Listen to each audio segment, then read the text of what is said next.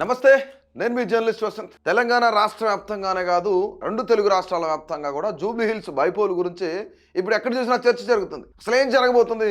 కేసీఆర్ ఒక వ్యూహ రచన చేయబోతున్నారు. ముఖ్యంగా ఆయన వ్యూహం ఎలా ఉండబోతుంది అంటే ప్రత్యర్థులకి అసలు ఓటమి భయం ఎట్లుండదో చూపించబోతుంది అంటూ కూడా బీఆర్ఎస్ పార్టీ నాయకులు మాట్లాడుతున్నారు. ఎందుకు ఈ మాట ఈ రోజు మనం మాట్లాడుకోబోతున్నాం అంటే కేసీఆర్ స్టార్ క్యాంపైనర్ గా జూబ్లీ హిల్స్ కి రాబోతున్నారు అనేది దాదాపుగా ఖరారైనట్లు తెలుస్తుంది. దీనికి సంబంధించి ఈసీకి ఏదైతే పర్మిషన్ లేఖ రాశారో దాంట్లో 40 మంది స్టార్ క్యాంపైనర్ల పేర్లు రాశారు. ఇందులో ముఖ్యమైన వ్యక్తులు ఉన్నారు. కేసీఆర్ ఉన్నారు, హరీష్ రావు, కేటీఆర్, ఇలాంటి వ్యక్తులు చాలా మంది. గత మాజీ మంత్రులు ఎవరైతున్నారో వాళ్ళంతా, మాజీ ఎమ్మెల్యేలు కానీ, మాజీ ఎమ్మెల్సీలు కానీ వీళ్ళు ఉన్నారు. ప్రస్తుతానికైతే 3 ఎమ్మెల్యేలు అక్కడ పనిచేస్తున్నారు. మరొక 3 ఎమ్మెల్సీలు కూడా ఆ నియోజకవర్గంలో మకాం వేశారు. ఇప్పటికే ఆల్మోస్ట్ అసలు గెలుపు దిశగానే ముందుకెళ్తామని చెప్పేసి బీఆర్ఎస్ కూడా మాట్లాడుతుంది. ఇక కేసీఆర్ వ్యూహ రచన ఏంటంటే ఇప్పటి వరకు కూడా ఆయన పెద్దగా ఎన్నికల తర్వాత పెద్దగా ప్రజలతో మమేకమైంది లేదు. అంటే ఎప్పుడైతే మనం లోక్సభ ఎన్నికలు చూసాం, 2024 లోక్సభ ఎన్నికలు చూసామో దాని తర్వాత కేసీఆర్ బయటకు వచ్చిన దాఖలాలు లేవు.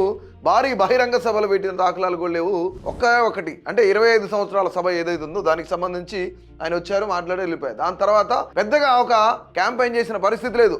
ప్రజలతో మమేకమైంది లేదు, ప్రజలతో మాట్లాడింది కూడా లేదు. కానీ నేతలను పిలిపించుకొని ఫామ్ హౌస్ లోనే వాళ్ళతో మాట్లాడడం, వాళ్ళతో మంత్రాలు జరపడం, ఏం చేయాలనేది ఒక వ్యూహ రచన చేసి పంపించడం అనేది జరుగుతా ఉంది ఇంతకాలం నుంచి. కానీ ఇప్పుడు కేసీఆర్ రాబోతున్నారు. కేసీఆర్ వస్తే కనుక ఖచ్చితంగా జూబ్లీ హిల్స్ నియోజకవర్గంలో మాగంటి సునీత గెలిచేస్తారు అనేది బీఆర్ఎస్ నేతల ధీమా. ఇక్కడ కేసీఆర్ వ్యూహంలో భాగంగా ఇంకోటి ఏంటంటే మొట్టమొదటిగా సునీతతో ఆయన నామినేషన్ వేయించారు. సునీతతో నామినేషన్ వేయించిన తర్వాత విష్ణువర్ధన్ రెడ్డి ఎవరైతున్నారో పీసీఆర్ కొడుకు విష్ణువర్ధన్ రెడ్డితో కూడా మళ్ళీ రెండోసారి నామినేషన్. ఒక్కసారిగా ఇద్దరు నేతలు నామినేషన్ వేయడంతో ఒక్కసారిగా షాక్ గురయ్యారు ప్రజలందరూ. కానీ ఇక్కడ వ్యూహం ఏంటి? కేసీఆర్ వ్యూహం ఏంటి? ఇప్పుడు కాంగ్రెస్ అది చేయలేదు, బీజేపీ కూడా అలా చేయలేదు. కానీ కేసీఆర్ మాత్రమే ఆ వ్యూహ రచన చేశారు. ఎందుకు అంటే అనేకమైన ఇబ్బందులు రావచ్చు, కుట్రలు పనవచ్చు. అంటే ఎవరైతే మాగంటి సునీత ఉన్నారో ఆమె నామినేషన్ ఇఫ్ ఇన్ కేసు చెల్లదు అని లాస్ట్ మినిట్లో చెప్పారు అనుకోండి, ఇప్పటికే వారం వ్యవధిలోనే 2 సెట్ల నామినేషన్ దాఖలు చేశారు. మొట్టమొదటిగా సాదాసీదాగా వెళ్ళి కేటీఆర్తో పాటు కలిసి వెళ్ళి నామినేషన్ వేశారు. దాని తర్వాత విష్ణుతో కూడా కలిపి నామినేషన్ వేయించారు. అంటే ఇక్కడ విష్ణు కన్నా ముందు నామినేషన్ వేయించారనమాట. విష్ణు కూడా 2 సెట్ల నామినేషన్ నిన్న రీసెంట్గా ఆయన కూడా నామినేషన్ దాఖలు చేశారు. ఎందుకు అంటే ఇక్కడ ఒకవేళ నాట్ ఎలిజిబుల్ అని అన్నారు అనుకోండి మాగంటి సునీతని, ఇక పీజీఆర్ కొడుకు విష్ణువర్ధన్ రెడ్డి డెఫినెట్లీ ఉంటాడు కాబట్టి క్యాండిడేటే లేకుండా పోకూడదు అనేది ఇది కేసీఆర్ వ్యూహం. ఇంకోటి ఏంటంటే ఎన్నో రోజుల నుంచి బయటికి రాని కేసీఆర్ బయటకు వచ్చి అసలు జూబ్లీ హిల్స్ ప్రజలతో మాట్లాడితే డెఫినెట్లీ జూబ్లీ హిల్స్ ప్రజలు, ఎందుకంటే కేసీఆర్ ఎవరినైనా సరే అలా నుంచోబెట్టగలగడు. ఏమంటారు, తన ట్రాన్స్లోకి తెచ్చుకోగలడు. ఏ ఓటర్నైనా సరే, ఈవెన్ రాజకీయ నాయకుడినైనా సరే తన ట్రాన్స్లోకి తెచ్చుకునే స్పీచ్ ఎవరిదన్నా ఉందంటే అది కేసీఆర్ అని చెప్పుకోవచ్చు. సో దీంట్లో భాగంగానే మొట్టమొదటిగా స్టార్ క్యాంపైనర్స్ లిస్ట్ దాదాపుగా 40 మందితో లిస్ట్ రెడీ చేశారు. ఆల్రెడీ ఈసీ కూడా ఆమోదం తెలిపింది దీనికి. ఇందులో కేటీఆర్, హరీష్ రావు, అలాగే కేసీఆర్, వీళ్ళంతా పెద్ద వాళ్ళు ఎవరైతే ఉన్నారు, నిరంజన్ రెడ్డి కానివ్వండి, కొప్పుల ఈశ్వర్ కానివ్వండి, వీళ్ళంతా ఎవరైతే సబితా ఇంద్రారెడ్డి, ఆర్ఎస్ ప్రవీణ్ కుమార్, ఇలాంటి వ్యక్తులందరూ కూడా ఈ స్టార్ క్యాంపైనర్ లిస్టులో ఉన్నారు. మరి ఇంకోటి ఏంటంటే ఇందులో ఒక చర్చ జరుగుతుంది. ఇప్పటి వరకు దాదాపుగా జూబ్లీ హిల్స్ నియోజకవర్గంలో 283 నామినేషన్లు అయినాయి. అంటే ఇక్కడ దాదాపుగా నిన్న సాయంత్రం 9:30కి 90 మంది నామినేషన్లు కంప్లీట్ చేశారు. గతంలో ఒక 90 మంది ఫస్ట్ 6 రోజుల్లో 90 నామినేషన్లు వచ్చినాయి. 180 వస్తే మరొక 103 నామినేషన్లకు సంబంధించి ఆల్మోస్ట్ ఇక్కడ ఏంటంటే 103 నామినేషన్లకు సంబంధించి నిన్న రాత్రి 9:30-10 గంటలకి ఎవరైతే ఎంఆర్ఓ అక్కడ ఉన్న తహసీల్దార్ ఉన్నారో ఆయన ఈసీ పర్మిషన్ తీసుకొని ఆ ఎన్నికలకు సంబంధించి ఎవరైతే నామినేషన్ వేయడానికి వచ్చారో వాళ్ళ నామినేషన్లు వేయించుకొని మరి, అంటే కంపల్సరీగా వాళ్ళందరికీ ఒక టోకెన్లు ఇచ్చి, ఒక స్లిప్స్ లాంటివి ఇచ్చి వాళ్ళందరూ క్యూ లైన్లో పాటించమని వాళ్ళందరినీ కంప్లీట్ చేసేప్పటికి 283 నామినేషన్లు అయినాయి. నిన్న ఒక్కరోజే 189 నామినేషన్లు వచ్చినాయి. అంటే ఇందులో ఒక ప్రచారం ఏంటంటే కేసీఆర్ వ్యూహంలో భాగమే ఈ నామినేషన్స్ అన్నీ కూడా ఒక ప్రచారం జరుగుతుంది. అంటే ఇది ఎంతవరకు నిజం ఎంతవరకు అబద్ధం అనేది తెలియదు. కానీ ప్రచారం అయితే కేసీఆర్ వ్యూహంలో ఇది కూడా ఒక భాగమే. ఇందులో ఎవరెవరు ఉన్నారు? విద్యార్థులు జేఏసీ ఉన్నారు, అలాగే మాల సంఘం నాయకులు ఉన్నారు. ఎందుకంటే వర్గీకరణలో భాగంగా మాలలకు అన్యాయం జరిగింది అని చెప్పేసి మాల సంఘం ఎవరైతే ఉన్నారో ఎస్సీకి సంబంధించి ఈ సంఘం నాయకులు ఉన్నారు, విద్యార్థి సంఘాల జేఏసీ నాయకులు ఉన్నారు, నిరుద్యోగులు ఉన్నారు.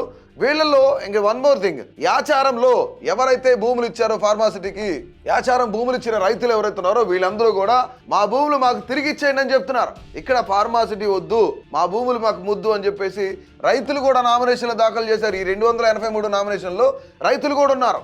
వీళ్ళతో పాటు త్రిబుల్ సంబంధించి అక్కడ భూములు ఇచ్చిన రైతులు ఎవరైతున్నారో భూమి నివాసులు ఎవరైతున్నారో వాళ్ళందరూ కూడాను ఇక్కడ నామినేషన్ వేసిన పరిస్థితి. ఆచారం నుంచి వచ్చిన రైతులు ఉన్నారు, అలాగే త్రిబుల్ బాధితులు ఉన్నారు. వీళ్ళతో పాటుగా ముఖ్యంగా ఇక్కడ ఎవరైతే విద్యార్థి సంఘం జేఏసీ ఐకాసా నాయకులు ఉన్నారు, జేఏసీ నాయకులు ఉన్నారు, మాల సంఘం నాయకులు ఉన్నారు, వీళ్ళందరూ కలిపి 283 మంది నామినేషన్లు దాఖలు చేశారు. దీంతో పాటు మరొక అంటే ఇక్కడ విష్ణు నామినేషన్ వేశారు, మాగంటి సునీత నామినేషన్ వేశారు. దీంట్లో మరీ ముఖ్యమైన అంశం ఏంటంటే ఇక్కడ జూబ్లీ హిల్స్లో కేసీఆర్ వ్యూహం ఏంటంటే ఆయన స్టార్ క్యాంపెయినర్గా రాబోతున్నారు, ప్రజలను కలవబోతున్నారు, ప్రజలతో మాట్లాడబోతున్నారు.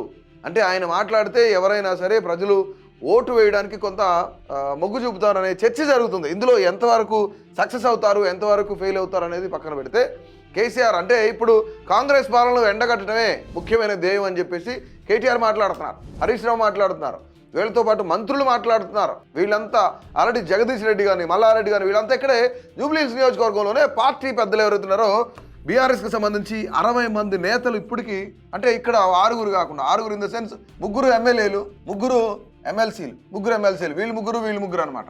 ఈ 6 కాకుండా 60 మంది ఉన్నారు. ఈ 60 మందిలో మళ్ళీ స్టార్ క్యాంపైనర్స్ ఒక 40 మంది, కేసీఆర్ వస్తున్నారు, మళ్ళీ రెగ్యులర్గా ఆల్రెడీ మల్లారెడ్డి లాంటి వ్యక్తులు ఎవరైతున్నారో వీళ్ళంతా మకం వేశారు. మరోపక్క ఇక్కడ బీజేపీ కూడా 40 మంది స్టార్ క్యాంపైనర్లతో ఒక లిస్ట్ అయితే సిద్ధం చేసింది. ఇంకా చాలా మంది ఇతర రాష్ట్రాల నుంచి ముఖ్యమంత్రులు వస్తున్నారు, ఇతర రాష్ట్రాల అధ్యక్షులు వస్తున్నారు.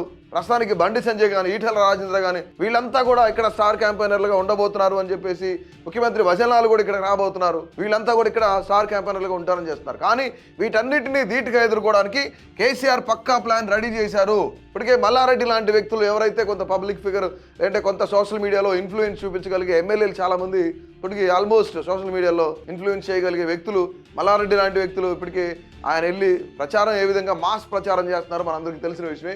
ఇవన్నీ కూడాను కేసీఆర్ వెనుకుండి నడిపిస్తున్నారు. కేసీఆర్ అన్ని కనసనలోనే జరుగుతున్నాయి. ఆయన వ్యూహం చాలా పెద్దగా ఉండబోతుంది అనేది ఒక చర్చ జరుగుతుంది. సో మొత్తానికి కేసీఆర్ స్టార్ క్యాంపెయినర్గా రాబోతున్నారా లేదా, వస్తే ప్రజలు ఆయన్ని స్వాగతించే పరిస్థితి ఉందా, అసలు జూబ్లీ హిల్స్ నియోజకవర్గంలో పార్టీల పరిస్థితి ఏంటి, సునీత గెలవబోతున్నారా లేదంటే నవీన్ యాదవ్కి ఎక్కువ అవకాశాలు ఉన్నాయా, అసలు బీజేపీ పరిస్థితి ఏంటి, నామినేషన్ వేసిన దగ్గర నుంచి ప్రచారంలో చురుగ్గా ఉందా లేదా, అసలు జూబ్లీ హిల్స్ నియోజకవర్గంలో ఎవరు గెలవబోతున్నారు, కేసీఆర్ వ్యూహం ఫలిస్తుందా? తప్పకుండా మీ యొక్క అభిప్రాయాన్ని అయితే తెలియజేయండి.